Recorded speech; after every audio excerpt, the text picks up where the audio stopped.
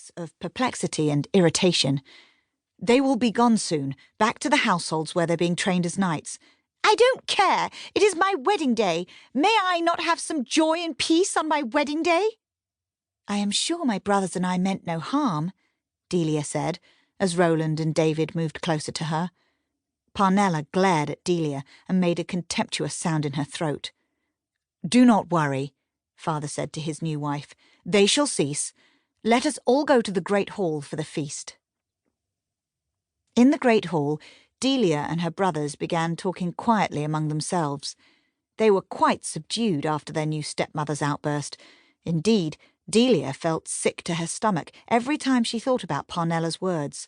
How could they show the woman they meant her no harm? But as the servants brought out more and more elaborate foods, and as their new stepmother paid them no attention, Delia's brothers began to talk in louder and livelier tones. Delia thought to warn them not to get too boisterous, but Gerard was in the middle of telling a story, and she did not want to interrupt him. Then the horse stumbled, and Sir Bolivet fell forward right into the muddy stream. Her brothers all burst out laughing, Charles laughing the loudest and slapping his knee in merriment. "What are you boys talking about?" Father demanded in a loud voice. "Telling stories about our training," Edwin said. Father looked so angry, Delia spoke up. "They aren't doing anything wrong, Father, only telling funny stories." "They were laughing at me!" Parnella's face was cold, her eyes intense and dark. Her father talked in hushed tones, leaning his head toward his new wife, but she interrupted him. "So you would let them ridicule and intimidate me?" "Of course not. Then send them to their rooms. How can you allow it? Insulted and ridiculed? Go to your rooms, all of you." Father's face was flushed, and not from the wine. "I am ashamed of you for treating your new mother thusly." Delia and her brothers stood up and slowly walked toward the doorway of the great hall. "No one was laughing at you," Merrick said, looking directly at Parnella, his voice clear and confident. "Oh!" Parnella drew back as if he'd struck her. Father glared at Merrick. But when they were all out in the corridor and heading for the stairs, Berenger said, "I cannot believe that woman could be so audacious." "It makes me worry for you, Delia," Edwin said, his eyes soft but intent on her.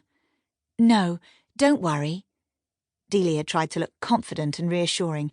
"I will win her over. She will understand that we have no grudge against her and do not intend to harm her. I'll just have to be sensitive to her feeling like an outsider."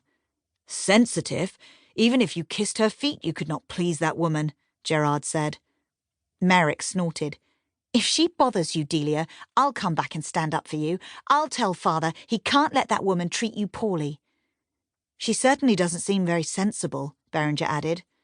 Her younger brothers looked confused and sad. "Don't worry." Delia bent to hug Roland. "All will be well." Gerard and Berenger went to the kitchen, while the rest of them gathered in Edwin's room. Gerard and Berenger came back with roast pheasant and sweet fruit pasties. They all ate and talked and laughed, though quietly. "I am worried about leaving you here with that woman," Edwin said. "I am sure I will be well." But as soon as she said the words, she realized she was not truly sure at all. Delia hugged all her brothers that night, surprised that none of them protested or groaned in reluctance at her show of affection. "Write to us, or send a servant if you need us," Gerard said. "Yes, we will take care of you," Berenger said. "Write often about how you are faring," Edwin added. If only they could stay home longer. But perhaps with them gone, it would be easier to convince Parnella that any evil intention toward her from Delia or her brothers was completely imagined, and then all would be harmonious between them.